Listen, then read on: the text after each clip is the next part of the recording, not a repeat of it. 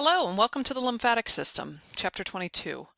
We are going to describe the major functions of the lymphatic system. We're also going to compare and contrast plasma, interstitial fluid, and lymph and blood vessels. We're also going to look at those lymphatic vessels and see how they all work together.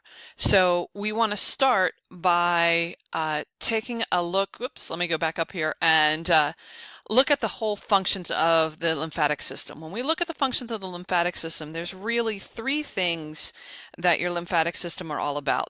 The first one is to return excess fluid to the cardiovascular system. So if you remember when we were talking about the capillary beds, we said that the vast majority of the fluid that gets pushed out by hydrostatic pressure gets pulled back in by osmotic pressure.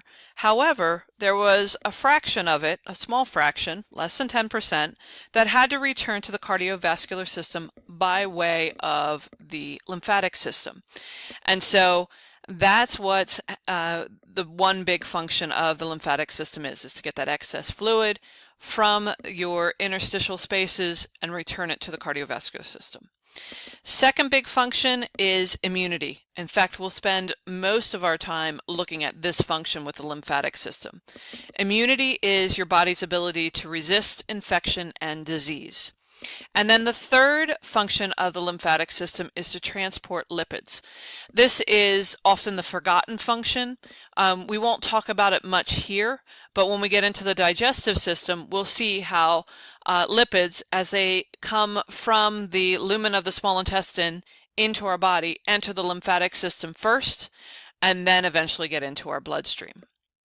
So we want to start by looking at these major components of the lymphatic system. And when we start with this one, this illustration, one of the things that you'll notice is the lymphatic system vessels are very similar to the cardiovascular system. And so it will move from capillaries to vessels to trunks, and eventually it will dump it into a vein and return it to the cardiovascular system. There are some unique properties though. When you take a look here, you'll see that this capillary is closed-ended. Okay, so the lymphatic capillary starts out in the tissues and then it collects and it becomes a lymph vessel. And the lymph vessel, if we go to the next page, will eventually collect and become a lymphatic trunk. And the lymphatic trunk will collect into the lymph ducts, and the lymph ducts will take it into a vein.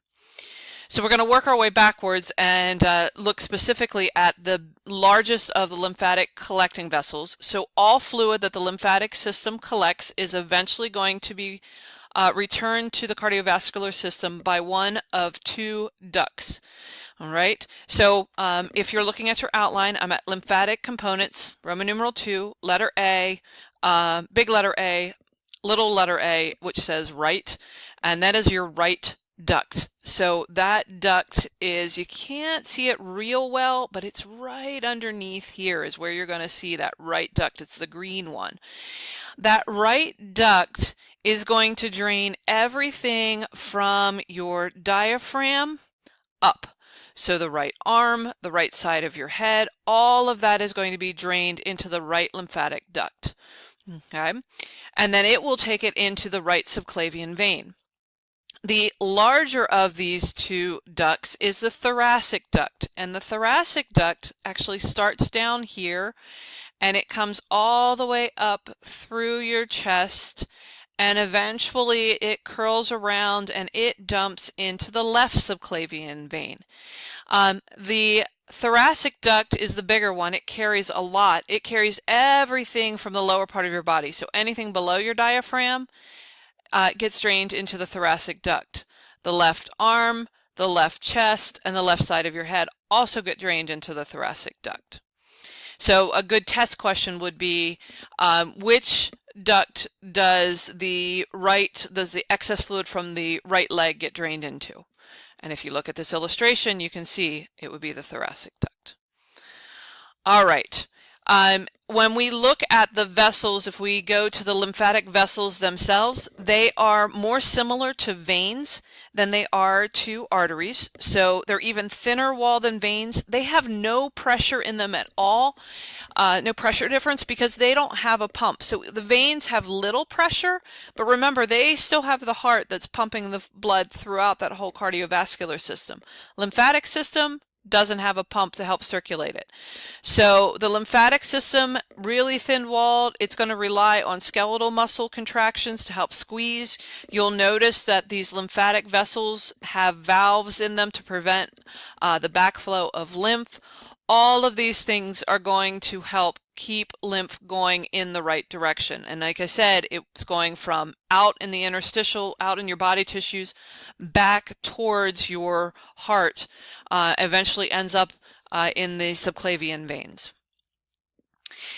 Looking at what gets transported, oh, let me take a step back, sorry. What happens when that fluid can't get transported correctly? So if something blocks it? Well, that is one of the homeostatic imbalances. It's called lymphedema, and lymphedema is when we see this collection of excess fluid in the interstitial cells and around the interstitial cells because the lymphatic system isn't draining the way it's supposed to. So I have two pictures. The one on the right shows a woman who had breast cancer. She had a mastectomy and the removal of lymph nodes, and she also had radiation treatment. So all said and done, up here, particularly in this axillary region, lots of damage to the lymphatic system, and now it doesn't transport materials the way it's supposed to. Things are blocked or just simply aren't there anymore, and so she ends up with a lot of excess fluid in that right arm.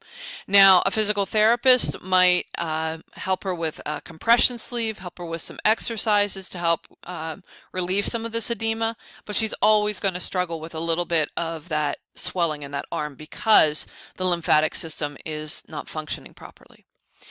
The individual on the left is dealing with elephantiasis. This is when there is a parasitic worm, typically enters in the foot, and then it likes to hang out in the lymph nodes either in the knee or up here in the inguinal region, and it creates nests in there and blocks the flow of lymph. Now, there is medication to treat this, but a lot of the underdeveloped countries where this is prominent don't have access to the medications, and so you can see over time that collection of interstitial fluid keeps stretching the skin and just growing that skin and leg to the point that it's not recognizable anymore. And so even if a treatment would be given to this individual at this point, there would also need to be surgery done to remove the excess skin. It will never be normal as his other appendages. All right, so when we look at the fluid as far as what actually gets transported, and if we were in class, we would be talking about, we'd have an activity where we compare these three, but I'm just going to give you the basic difference. Lymph, plasma, and interstitial fluid have one big similarity. They are all predominantly made up of water. Here's the big difference. Plasma has the greatest number of proteins, lots of those plasma proteins. Remember, that's what helps it maintain its osmotic pressure. So it has albumin, it has immunoglobulins, it's got fibrin. Lymph still has the water, so as the water moves out of the plasma and into the interstitial fluid and then into a lymphatic capillary, and as we see that movement go across, great things, lots of water moving across there, but not the proteins. The proteins stay in the capillaries. So the only proteins you'd find in the lymphatic system would be the immunoglobulins. Interstitial fluid doesn't have the same makeup, has even less proteins. So all have the same amount of water. Plasma has the most proteins in it, lymph the next, and interstitial fluid has the least number of proteins dissolved in the fluid.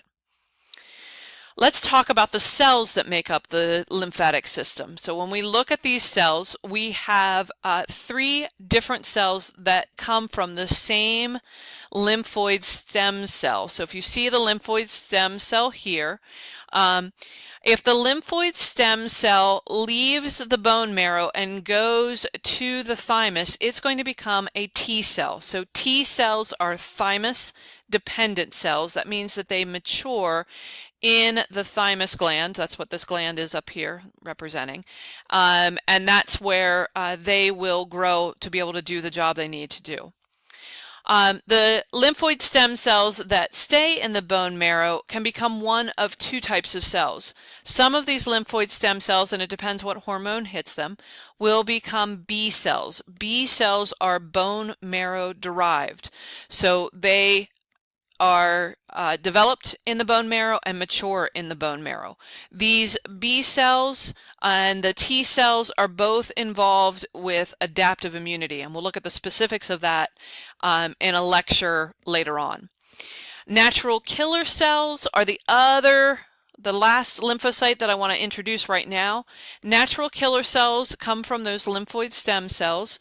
They're called NK cells. They're involved with immune surveillance.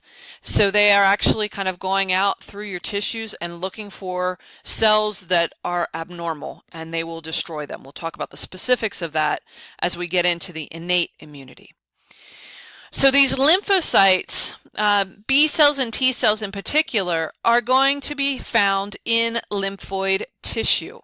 And so we're going to move from the cells to the tissue. When we look at the structure of any lymphoid tissue, it's connective tissue, predominantly made up of reticular fibers. And if you remember, reticular fibers looks like a fishing net, and that fishing net holds those cells in place and allows fluid to move past them so that they can do the screening that they need to do. The function of any lymphoid tissue is surveillance. They're typically found at entryways or exits to make sure that no pathogens are entering the body. And if they do enter the body, they're going to be the first kind of line of defense as far as a warning system that, hey, here's a problem. I think we need to get ramped up and attack this. Tissues, the first lymphoid tissue that we want to talk about are your tonsils. These are large nodules of lymphoid tissue. So you can see the lymphoid tissue here. You have three different types of tonsils. You have a palatine tonsil. Those are the ones that you can see right here in the back. When we think about tonsils, these are your typical pieces of tissue that we talk about. We also have lingual tonsils, and those are the ones that you see at the base of the tongue. And last but not least, we have the pharyngeal tonsil.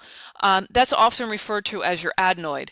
And for some individuals, when your adenoid actually swells, it can block your nasal passageway, and it can cause you to snore or actually sleep apnea, stop breathing because of the swollenness of this tonsil.